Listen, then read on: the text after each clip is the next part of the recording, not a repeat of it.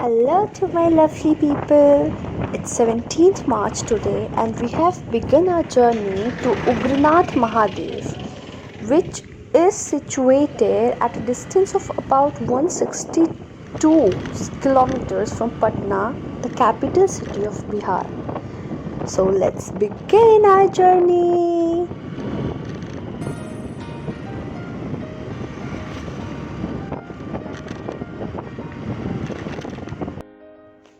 तो हम फाइनली मंदिर पहुंच गए हैं और मंदिर में पूजा करने से पहले यहाँ पे जो तालाब है उसमें हम अपने पैर धोएंगे, फिर कुएं से पानी लेंगे और उसके बाद फाइनली मंदिर के अंदर जाकर पूजा करेंगे, है ना। Let's go.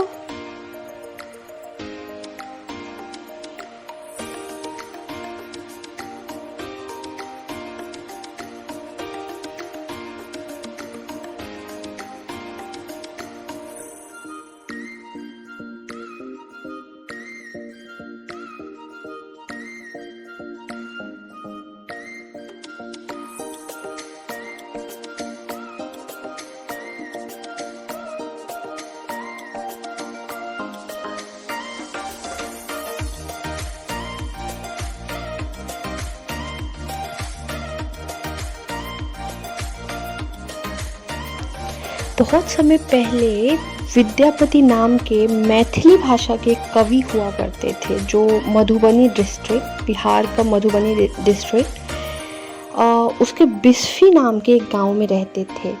कवि के साथ साथ वो महादेव के अनन्य भक्त थे। ऐसा कहा जाता है कि महादेव उनकी भक्ति से इतने प्रसन्न हुए कि स्वयं मतलब खुद महादेव उनके घर नौकर के रूप में आ गए और रहने लगे। और 1-2 दिन नहीं रहे वो, 20 years। आगे चलते चलते आगे कहानी बताती हूँ। Stay continue.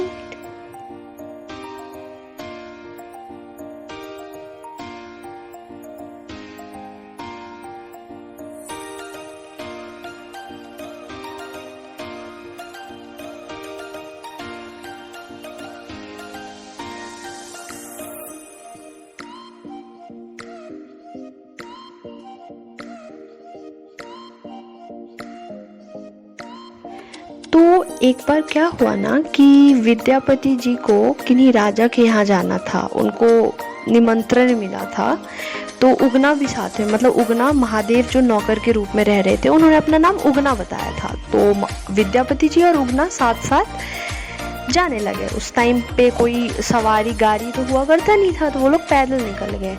तो चलते चलते चलते चलते विद्यापति जी को ना मतलब खेतों के रास्ते से जा रहे थे वो लोग, बहुत तेज़ प्यास लगी। ऐसा बोला जाता है कि उन्होंने उगना से बोला कि अगर मैं पानी नहीं पीऊँगा तो मैं यहीं अपने प्राण त्याग दूंगा, मतलब उनको इतनी तेज़ प्यास लगी थी। तो उगना जो थे वो तो थे स्वयं साक्षात महादेव। तो वो उन्होंने क्या किया कि वो विद्यापति जी से छिप के अपनी जटा से गंगा जल निकाल के एक लोटे में भर के विद्यापति जी को पिला दिया और ऐसे उनके प्राण बचाए। विद्यापति जी ने पिया तो, बट उनको पता लग गया कि ये स्वाद किसी मामूली पानी का नहीं है। उन्होंने उगना से सवाल किया कि ये गंगाजल तू कहाँ से लेके आया है, सच बता मुझे। उगना ने बोला बस इधर से ही लाए हैं, वहाँ खेतों के पार उधर एक तालाब है, उधर नदी है, इधर से लाए हैं। बट विद्यापति जी समझ गए और उन्हें उगना के पैर पड़ लिए और बोला कि मुझे सच बताओ कि कौन हो आप। फिर क्या था, उगना को प्रकट होना पड़ा और उन्होंने दर्शन दिया विद्यापति जी को।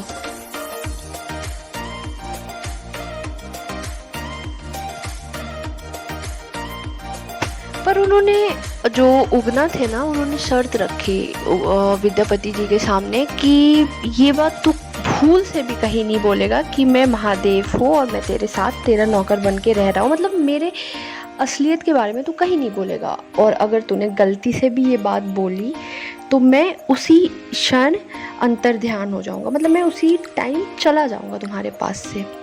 ठीक है, ऐसे विद्यापति जी ने उनसे वादा किया और वो लोग नॉर्मल जो जैसे लाइफ मतलब देवर स्पेंडिंग, वैसे वो लोग नॉर्मल लाइफ में अपने ढल गए।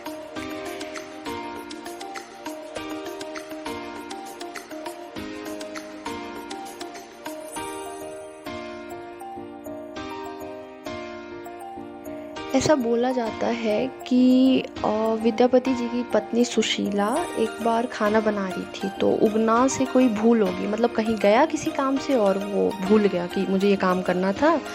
तो सुशीला बहुत गुस्सा हो गई और जब जैसे ही उगना को उन्होंने देखा तो जलती हुई लकड़ी जो चूल्हे में दिया होता है ना, उससे उगना को मारने को दौड़ी। विद्यापति जी ने जैसे ही ये देखा, उनके मुंह से गलती से ये निकल गया कि अरे किसको मार रही हो, ये तो साक्षात महादेव है, ऐसा मत करो। और जैसे ही ये शब्द निकले कि महादेव तुरंत अंतर ध्यान हो गए। उसके बाद बोला जाता है विद्यापति जी बहुत रोए, भटके, प्राण त्यागने को तैयार हो गए, बट महादेव उनको नहीं मिले। और ऐसा माना जाता है कि जब विद्यापति जी अपने प्राण त्यागने वाले थे तो उस समय महादेव यही, जहाँ भी उग्रनाथ महादेव का मंदिर है, यही प्रकट हुए और उन्होंने विद्यापति जी से बोला कि मैं अब तुम्हें उगना के रूप में तो नहीं मिल सकता, बट मेरा लिंग जो शिवलिंग के रूप में मैं यहाँ सदा विराजमान रहूँगा। और तभी से ये महादेव जो है उग्रनाथ महादेव की यहाँ स्थापना हुई। यही स्टोरी है यहाँ की।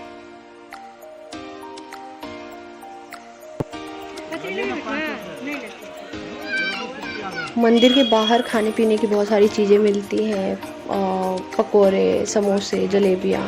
तो ऐसा माना जाता है कि हमारे कल्चर में कि किसी भी तीर्थ स्थली पे दर्शन के बाद वहाँ जो भी मिलता है वो खाना चाहिए। तो हमने भी बैठ के खाया, ये दुकानें लगी हुई थी, तो ऐसे हुआ हमारा दर्शन। Thanks for watching, keep supporting.